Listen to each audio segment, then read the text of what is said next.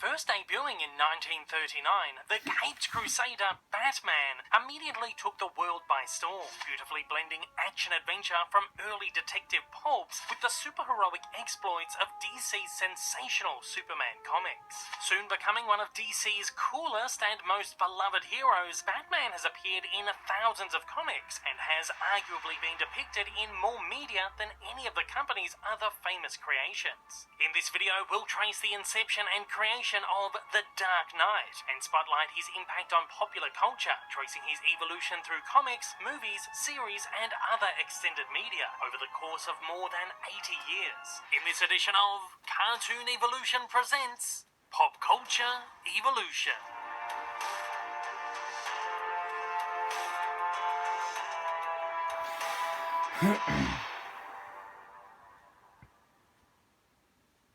In 1934, National Allied Publications, the publisher which would later become DC Comics, was founded. Finding popularity with the world's first full-length comic magazines, National built a reputation of offering bite-sized, pulp-infused anthology stories. In 1937, National launched Detective Comics, presenting hard-boiled, noir-drenched crime stories featuring private eyes, vigilantes, and ruthless criminals. It was an incredibly popular title that would not only become the longest continually running comic series ever, but also the company's eventual namesake.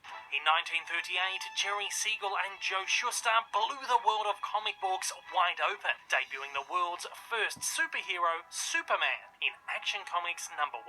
With him, National created a whole new fantastical genre of comic book, soon making everyday pulp stories tired and outdated. With this revelation, National scrambled for more superpowered characters to introduce into their various magazines. Bob Kane, the artist and writer behind Detective Comics' Oscar the Gumshoe, took up the task of developing a superhero, devising one that could fly like Superman, but with the aid of mechanical wings. Kane essentially took the stereotypical detective hero, put him in colourful Superman-like spandex, a domino mask like that worn by pulp hero Zorro, and a yellow belt that attached a winged apparatus to his back. Kane was fascinated by Leonardo da Vinci's 15th century sketches for a flying machine that could someday allow humans to fly, with wings designed after those of a bat, and designed the character's winged apparatus after them. Concept notes call the character a bird-like man who wants to fly like a bat. For further inspiration, Kane turned to collaborator Bill Finger, who immediately suggested reworking the character's design to make him more mysterious and more ominous, such as changing the suit from bright red to dark grey, giving him a cowl instead of a domino mask, and adding gloves so that he didn't leave fingerprints. While Kane considered the names Hawkman and Birdman, Finger suggested playing up the bat element by replacing his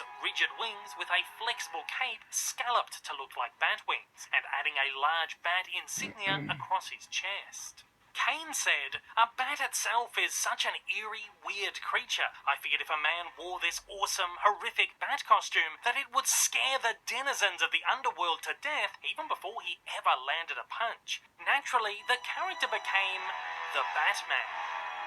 Pulling further inspiration from pulp heroes, the Scarlet Pimpernel, the Phantom, and Zorro, they developed the Batman as a masked vigilante with a secret identity, a playboy air of nobility and wealth, a public figure hiding in plain sight. Wanting a name that would blend gentry with colonialism, Finger came up with Bruce Wayne, combining Scottish patriot Robert the Bruce with American revolutionary Mad Anthony Wayne. Unlike Superman, the Batman was to be a real human being without superpowers, a super sleuth detective in the mold of literary sleuth Sherlock Holmes, and pulp heroes Doc Savage, Dick Tracy, and most notably, The Shadow. These pulp influences inspired the comic's violent, noir-like nature, with the remorseless Batman often utilizing heavy weaponry and resorting to brutal means. Other visual iconography was inspired by the 1920 film The Mark of Zorro, starring Douglas Fairbanks, and the 1930 film The Bat Whispers, often considered one of the earliest film noirs, which sees a bat-like criminal terrorizing people. The pitch was immediately greenlit by National, with Kane signing a now infamous contract that gave him full creative credit. Finger's creative input remained unacknowledged officially for over 75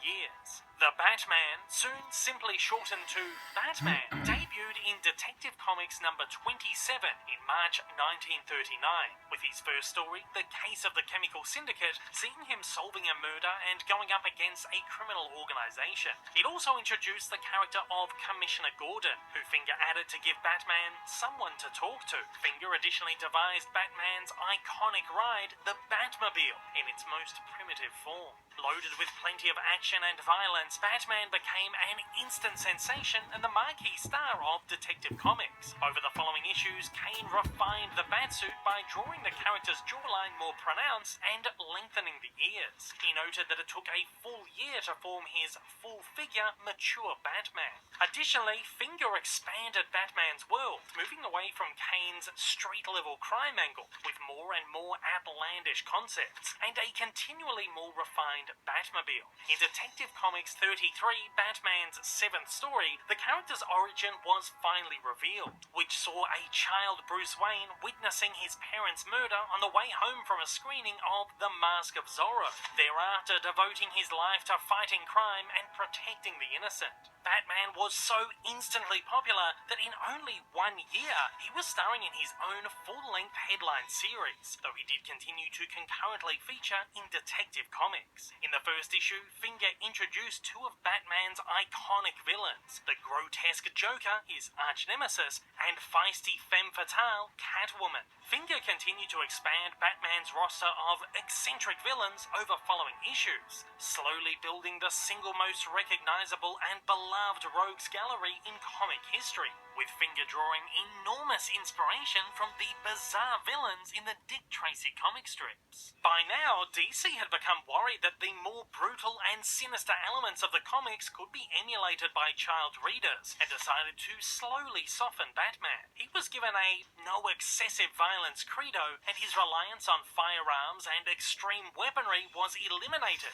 Furthermore, in April 1940's Action Comics number 38, a young sidekick Robin was introduced, allowing a lighter, more youthful feel, with Finger believing Batman needed his own Watson to bounce off of and help him solve crimes. As a result, sales almost doubled, and a superhero sidekick craze took off in comics. Additionally, Batman's butler, Alfred Pennyworth, was introduced in April 1943's Batman number 16. With Batman's popularity quickly matching that of Superman, the two characters were paired up in their own split series, The World's Finest, beginning in March 1941. Batman and Superman, however, wouldn't star in a comic together until 1952's Superman number 76, a pairing that was so popular that World's Finest was revamped to solely include team-up stories. In 1943, Batman and Robin significantly expanded their readership when they spun off into their very first comic strip.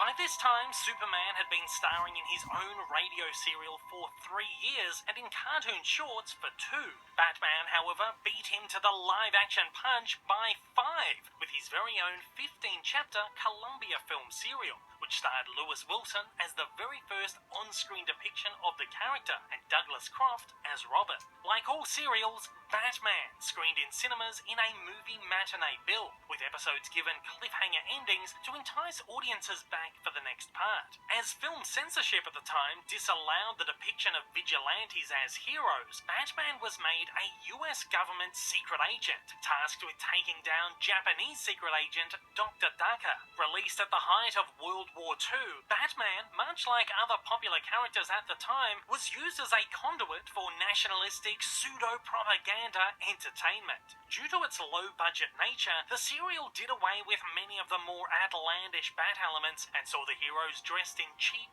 baggy suits. The film did, however, introduce the Batcave into Batman lore and informed the now traditional depiction of Alfred. At a time when serials were flourishing, Batman was so successful that it spawned a 15-chapter sequel, 1949's Batman and Robin, which saw the dynamic duo up against the Wizard, a villain with electrical powers. Here, Batman and Robin were portrayed by Robert Lowry and Johnny Duncan, respectively, who wore somewhat modified but still tacky tacky costumes. Superman landed his own live-action serial in 1948, which notably reused old sets, props, and musical scores from the Batmans. In the interim, from 1945, Batman and Robin, portrayed by Stacey Harris and Ronald List respectively, made appearances on Superman's radio serial, taking over his duties while out of action or incapacitated by kryptonite, story devices used to allow Superman actor Bud Collyer vacation time. While numerous attempts were made to give Batman his own radio serial, one never eventuated until the late 1980s. In the early 1950s, superhero comics came under fire for corrupting the morals of youth, with the medium used as a scapegoat for a rising juvenile delinquency, and Batman singled out for promoting violence. While this period saw many publishers cancel their superhero titles, Batman remained popular, joining Superman and Wonder Woman as some of the only superheroes to continue in publication. By 1953, the Comics Code Authority was implemented to help publishers self-regulate comic violence, and DC made the Batman comics lighter again, with stories taking a more fantastical tone. Additionally, the characters of Batwoman and Batgirl were soon added. In 1960, Batman joined forces with other DC mainstays to form the Justice League of America, though by the middle 60s, the superhero formula had worn thin. Close to killing Batman off, DC revamped the character, debuting a new look in 1964's Detective Comics number 327. Artist Carmine Infantino made him appear more modern, stylish, and heroic, and added the now iconic yellow ellipse behind his chest insignia. His stories also returned to noir-like detective tales, while more fantastical elements were removed. In the early 1960s, the ABC network looked to Batman for a hip and fun primetime action-adventure series. Commissioning 20th Century Fox to produce, William Dozier was placed in charge of development. Never a comic reader, Dozier felt the only way to approach Batman was as a pop art campy comedy, somewhat parodying the now tacky film serial, and thus presenting not just a fun action-adventure romp, but a kitschy, over-the-top, absurdist satire relying on cheesy gags, exaggerated action, slapstick comedy, pop iconography, and ostentatious performances. Cast as Batman was upcoming actor Adam West, and as the Boy Wonder, Robin was newcomer Burt Ward. Decked out in flamboyant, skin-tight spandex batsuits, they fully embraced the comedic potential of the roles, with West saying he wanted to bring a laugh, have some fun, make people happy, branding himself the Bright Knight. Meanwhile, classic and new villains were portrayed by a roster of renowned performers and comedic actors. Premiering in January 1966,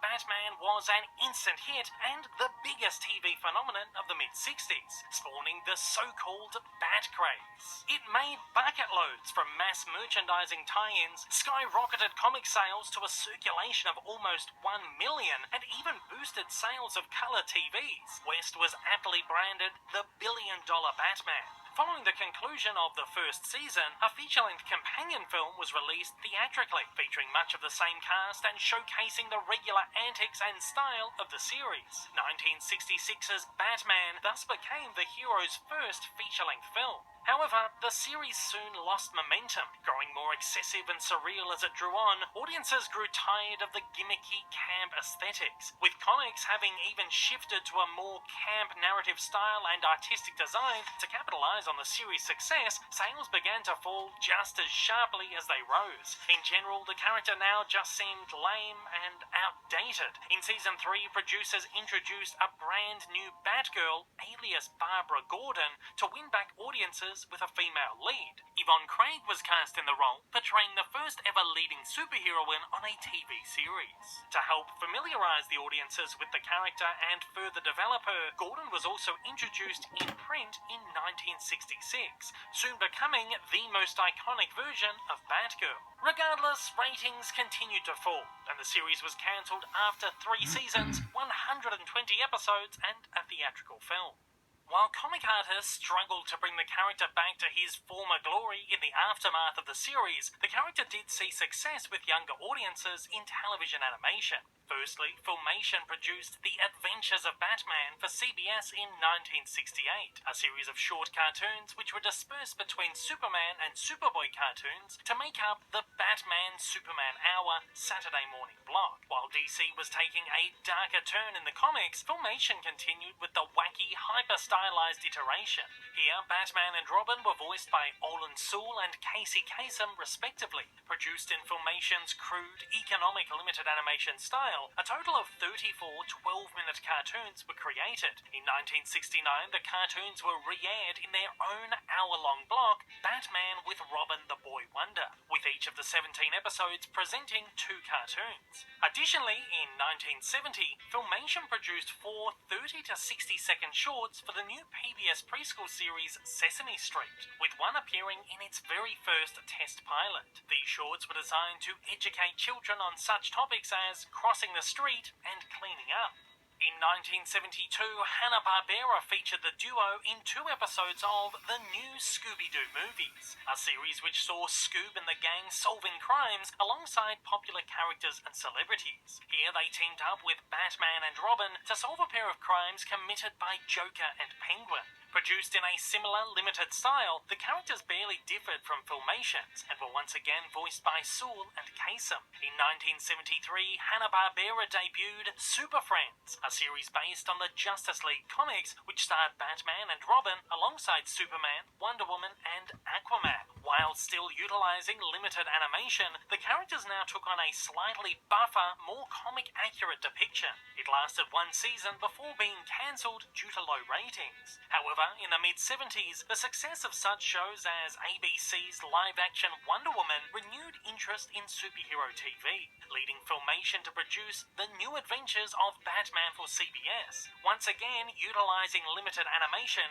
the series depicted the characters in their previous form, and for the first time returned both West and Ward to their roles. Additional characters were also added to the hero roster, including Batgirl and Batmite. The series ran for 1 season of 16 episodes, though later ran in repeats until 1981 within various package series. With the newfound success of superhero TV, Hanna-Barbera threw Super Friends back into production in 1977. Now titled The All-New Super Friends Hour, the series premiered to much higher ratings than before. Various iterations of Super Friends aired until 1986, with the character roster and series title altering regularly. For the first 5 seasons, Sewell continued as Batman, while West took on the role for the final 2. Kasem voiced Robin for the entire series, which ran for 93 episodes across 13 years. With Super Friends and New Adventures running concurrently, this is a very rare example of 2 studios producing series based on the same characters simultaneously. Though Batman had seen much success on children's television, comic artists continually struggled making him popular again in print. Dennis O'Neil and Neil Adams attempted to bring Batman back to being the Grim Avenger of the Night in an influential late 60s, early 70s run. Though it wasn't until Frank Miller's 1986 4-part limited series, The Dark Knight Returns, that widespread interest in the character sparked again. Miller re-envisioned Batman and his world as dark, gritty, violent, dystopian, and noir-drenched, with an aging Batman returning to duty following the emergence of a disturbing new threat. Now considered one of the most influential stories in Batman's history and one of the greatest comic stories ever, the series not only informed the modern template for the character, but inspired a darker direction for superheroes in general. Dark Knight Returns was quickly followed by 1987's Batman Year One, a 4-issue arc written by Miller and illustrated by David Mazzucchelli, which conversely recounted his first year as a crime fighter, and 1988's one-shot The Killing Joke, one of the most sadistic chapters in Gotham lore. Batman was now on his way to eclipsing Superman as the coolest and most popular superhero in DC's arsenal.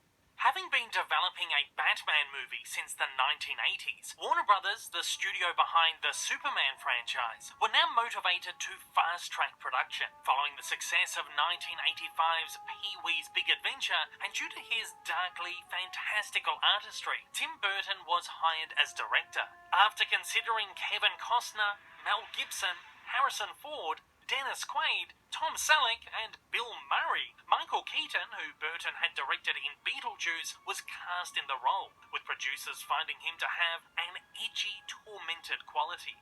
Keaton's casting and Burton's hiring was initially met with backlash, with fans frightened that with a comedic actor and a whimsical director, the studio was planning another campy Batman. In fact, it said that over 50,000 letters were sent to Warner's in protest. On the contrary, they were planning a darkly twisted Batman flick, which Burton noted would depict a complete duel of the freaks, casting celebrated actor Jack Nicholson as the Manic Joker. In turn, production designer Anton Furst crafted Gotham City as the ugliest and bleakest metropolis imaginable. Going against standard, Burton decided against creating the Batsuit out of spandex, believing it was not intimidating, instead opting for an all-black sculpted latex design to give the appearance of a bigger-than-life creature. When Batman released in June of 1989, it smashed numerous box office records and garnered wide audience acclaim. Keaton, of course, was lauded for his performance and Burton for his direction.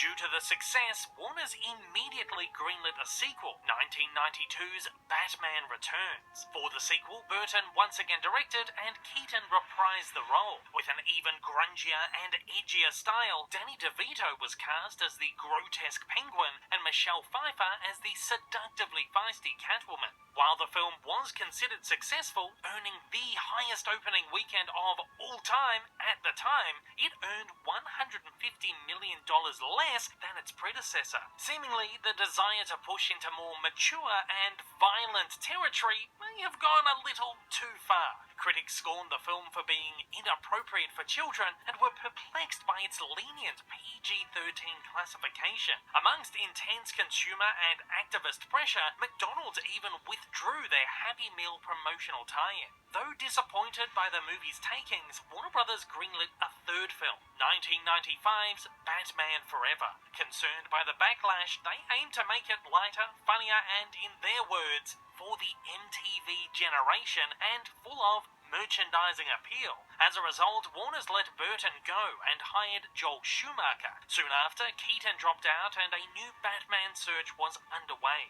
Tom Hanks, Johnny Depp, Kurt Russell, Keanu Reeves, and Daniel Day-Lewis were all considered. However, Val Kilmer was given the role following his performance in 1993's Tombstone. The film also introduced Robin, with Leonardo DiCaprio, Mark Wahlberg, Matt Damon, Ewan McGregor, Jude Law, and even Christian Bale considered. Chris O'Donnell was eventually cast. Crafting a brighter and more vibrant film, Schumacher drew heavily on the vivacious gold and silver age comic art of Dick Sprang, as well as the energetic nature of the 60s series, though without much of its camp. In effort to make the film cooler and edgier, suits were given a contemporary high-tech upgrade, and zany villains, the Riddler, portrayed by Jim Carrey, and Two-Face, played by Tommy Lee Jones, were chosen.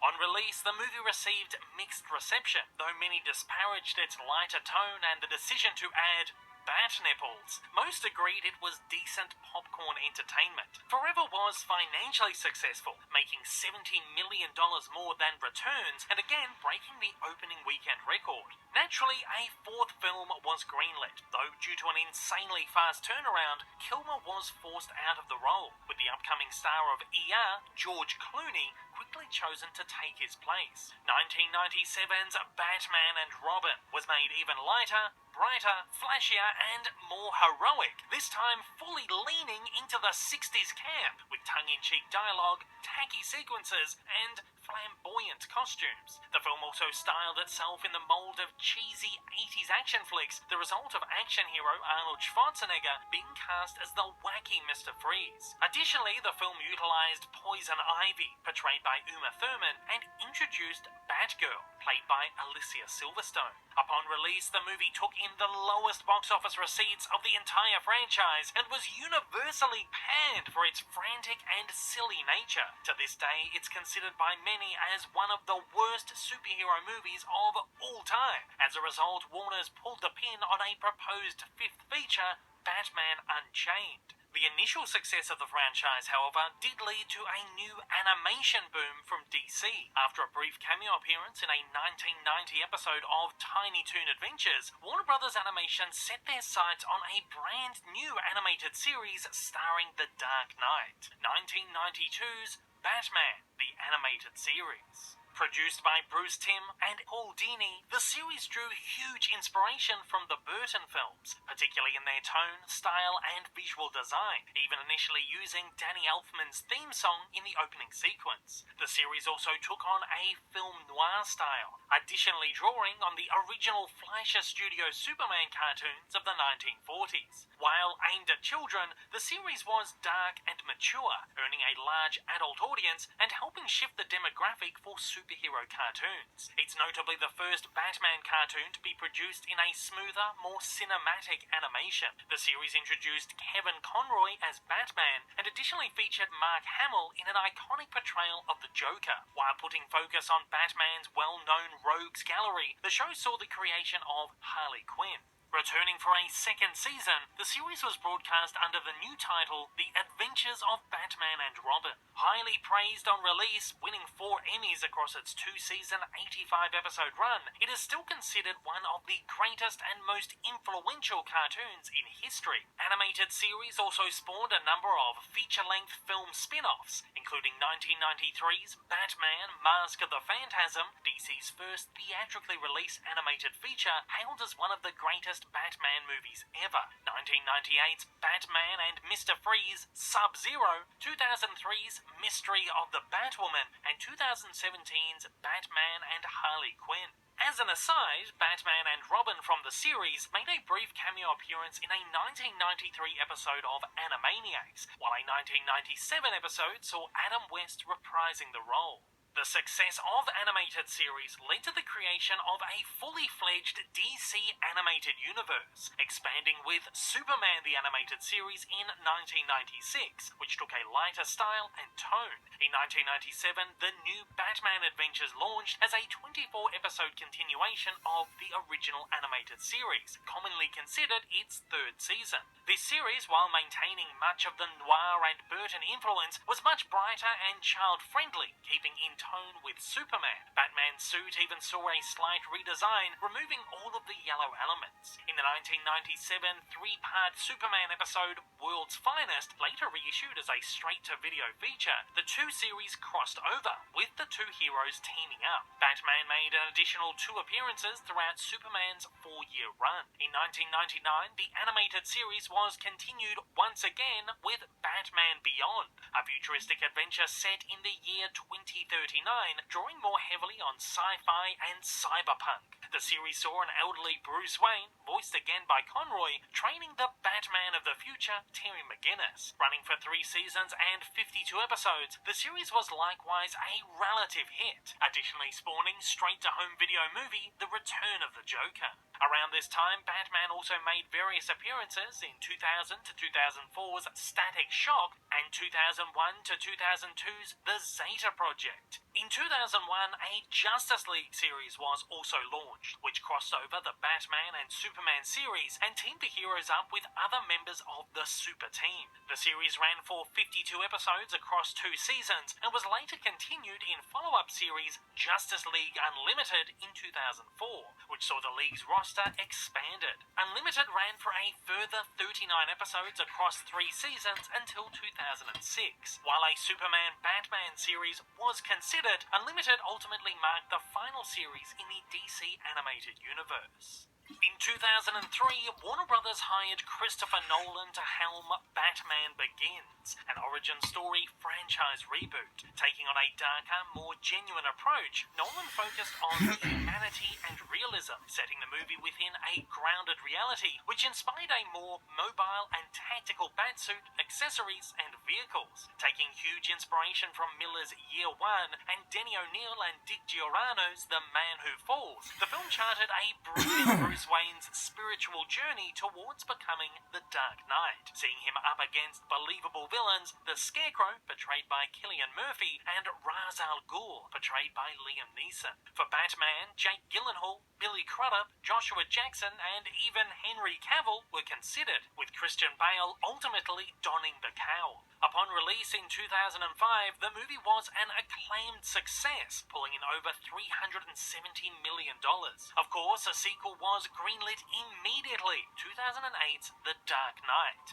Wanting to make things worse in the world of Gotham, Nolan crafted an even bleaker, gloomier film, which saw Batman in a cat-and-mouse battle against the terrifying and enigmatic Joker, portrayed in an Academy Award-winning performance by the late Heath Ledger, and the chilling Two-Face, played by Aaron Eckhart. Nolan cited Michael Mann's 1995 film Heat and Fritz Lang's 1933 film The Testament of Dr. Mabuse as heavy stylistic inspirations, while drawing from the Joker's first two comic appearances for the narrative. Additionally, Batman's suit was given an even more mobile, sophisticated, and overall improved design. Again, The Dark Knight absolutely smashed box office records, making over $1 billion at the box office, the fourth highest grossing movie of all time at the time, and was acclaimed universally. It's still considered one of the greatest comic book movies in history, with some critics noting that it legitimized the genre and paved the way for the superhero boom over the following decades. Naturally, a third film followed, 2012's The Dark Knight Rises, rounding out what is considered one of cinema's greatest trilogies. Here, Nolan pitted Batman against the menacing Bane, portrayed by Tom Hardy, teamed him up with Anne Hathaway's stealthy Catwoman, and introduced a future Robin, played by Joseph Gordon-Levitt. While reception was more mixed this time round, it still earned close to $1.1 billion at the box office. Debuting in 2007 was a new DC animated universe of feature-length, straight-to-home media movies geared towards adult audiences and mostly produced in limited digital animation. The series currently encompasses close to 50 features and over 10 shorts, most of which are standalone adventures based on comic arcs. Batman first appeared in 2008's Justice League New Frontier, a 1950s set Justice League origin story, before starring in his first headliner later that year, Batman Gotham Knight, produced in a Japanese anime style and set within the continuity of Nolan's films. Currently, Batman has appeared in 32 movies. Notable entries include the two Superman-Batman adventures, 2009's Public Enemies, and 2010's Apocalypse, 2010's Under the Red Hood, 2011's Batman Year One, 2012's two-part Dark Knight Returns, 2016's controversial The Killing Joke, 2018's Gotham by Gaslight, which re-envisioned Gotham City in Victorian-era London, and 2021's two-part The Long Halloween. Across these, Batman is seen in different variations of style, design, and personality, with numerous voice actors taking the role, including Kevin Conroy, Jason O'Mara,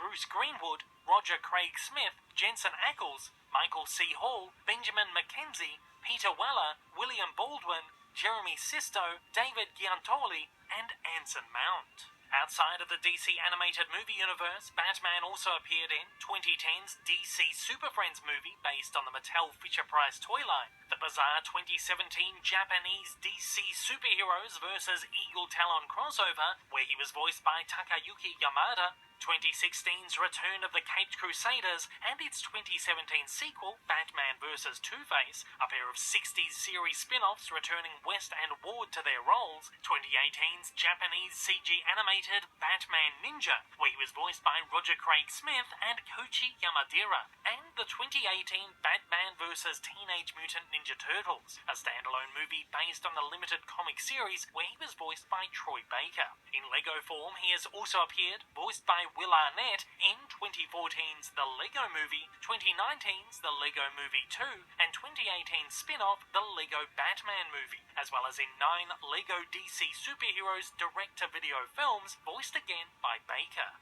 Likewise, Batman's life in animated television has never relented, with a long run of animated series continuing his legacy. Between 2004 and 2008 was The Batman, which ran for 5 seasons and 65 episodes and saw Rino Romano take up the role. It was produced in a more vibrant, cartoony style, making enormous use of stylized, angular designs. The series teamed up Batman, Robin, and Batgirl in episodes based on previous comic and animated series arcs. While one of the more forgotten series now, it was well received, winning 6 Emmy Awards and spawning the 2005 film The Batman vs. Dracula. Between 2008 and 2011 was Batman the Brave and the Bold, which ran for 3 seasons and 65 episodes, and saw Diedrich Bader take up the role. Taking a zanier, more comedic approach with simplistic and colourful animation, this kid-friendly series, much like its comic namesake, saw Batman teaming up with different, often obscure heroes to go up against his roster of villains. It later spawned wacky team-up films Scooby-Doo and Batman Brave and the Bold, seeing Batman once again assisting Mystery Inc. on an adventure. Batman, in a different form, voiced again by Conroy, joined Mystery Inc. one more time in 2019's episode of Scooby-Doo and Guess Who.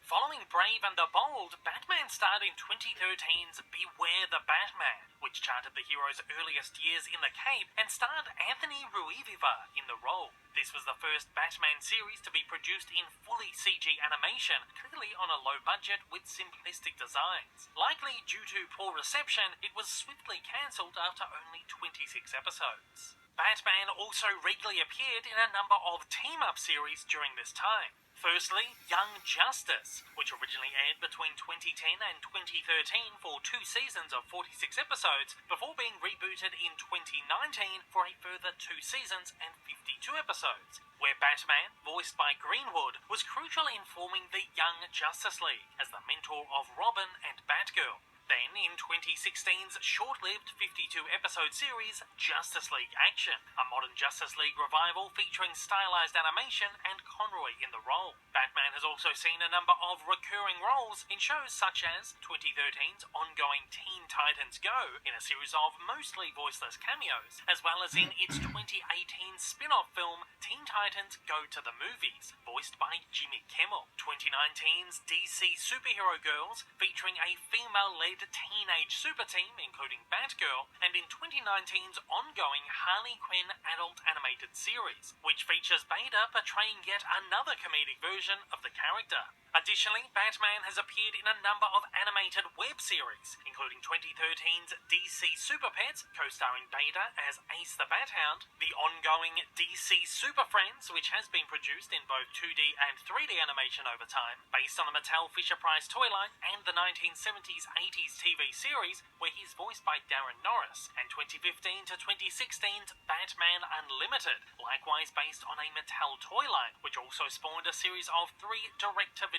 features. Between 2009 and 2015, Batman also appeared in the widely acclaimed Arkham series of action-adventure video games. Having sold over 30 million collective copies, the series revitalized the superhero video game and is considered one of the greatest multimedia adaptations of Batman. In many of the games, Conroy returned to voice the role. A number of recent live-action TV series have also featured Batman, most notably the 2014 to 2019 series Gotham, which focused on a young Bruce Wayne, portrayed by David Mazouz, in his formative years, while also charting the rise of Gotham's most infamous criminals. Running for 5 seasons and a total of 100 episodes, the last episode, set 10 years in the future, finally saw Wayne as the Batman. Wayne also appeared in numerous cameos in 2018's Titans, portrayed by Ian Glenn, while Batman appeared in an early dream sequence, and in 2019's Batwoman, portrayed by Warren Christie. In Batwoman's Crisis on Infinite Earths episode, Kevin Conroy appeared as an alt-universe Batman, portraying the character in live action for the first time. Batman also briefly appeared in an episode of the ill-fated 2002 series Birds of Prey, portrayed by Bruce Thomas in an uncredited performance. Following the success of Nolan's Dark Knight films, Warner Bros. Attempted to expand the universe with the introduction of a more grounded Superman in Zack Snyder's Man of Steel. Despite opening to mixed critical reception, it was a box office hit and sequel plans got rolling. However, with Nolan ultimately vetoing the idea of a shared universe, Warner and Snyder instead used the film as a launchpad for a new cinematic universe of epic proportions.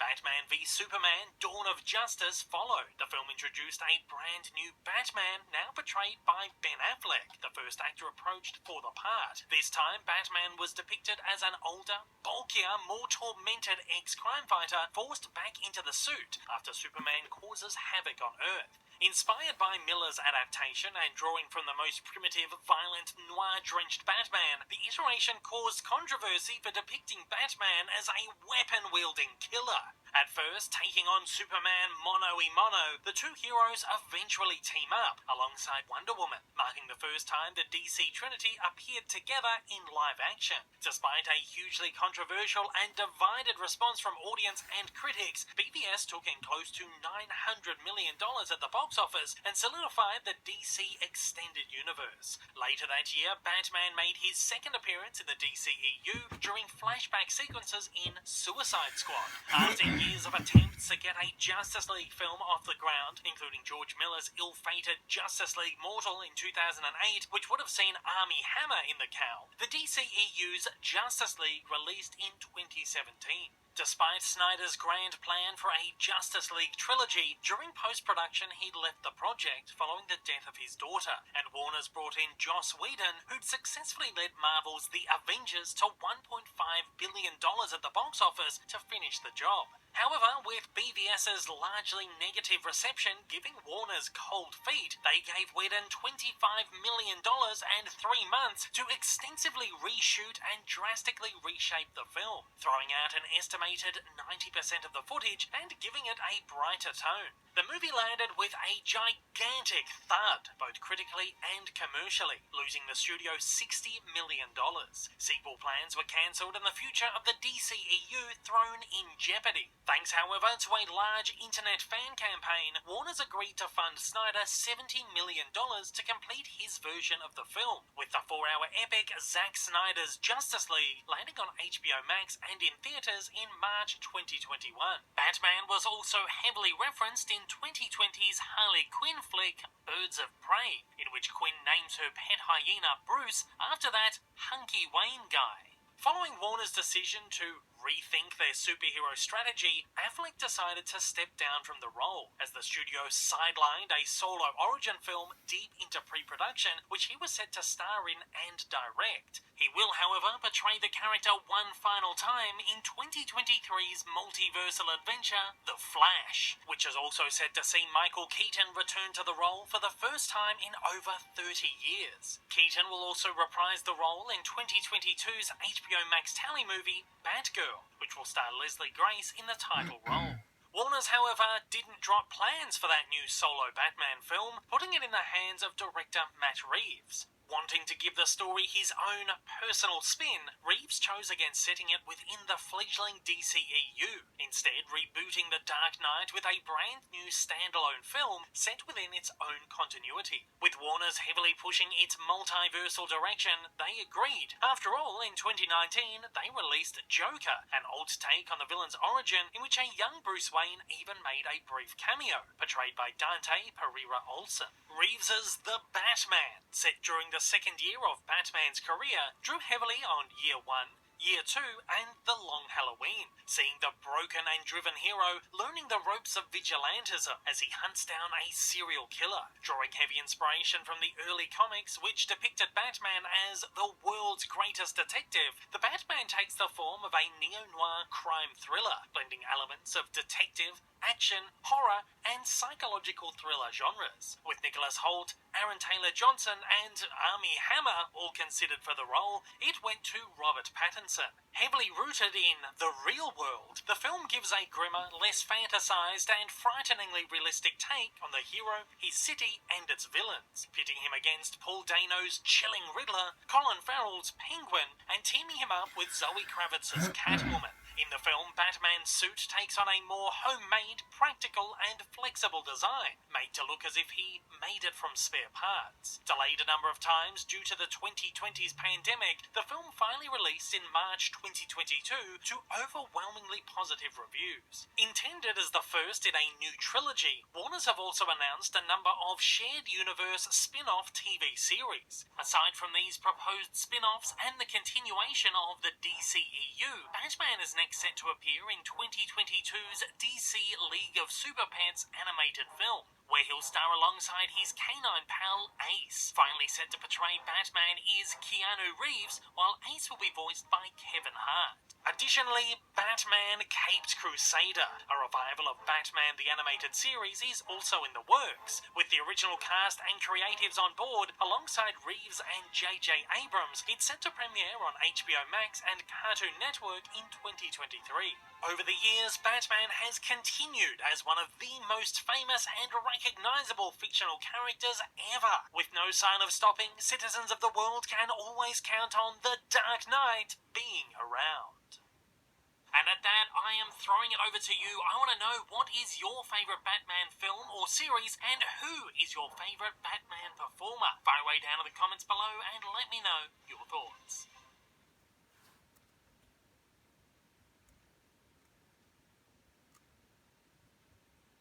Hey everyone, if you haven't yet, smash that big old subscribe button up on your screen to keep up to date with all my content, and hit that like button down below. Also, don't forget to check me out on social media, and please consider supporting me over on Patreon for as little as $1 a month for exclusive videos, early access content, and to get your name up on the screen. Thanks again for watching. From 1993 to 2022. And then to the future. I cannot wait to see Batman's future coming to life in future movies and TV shows.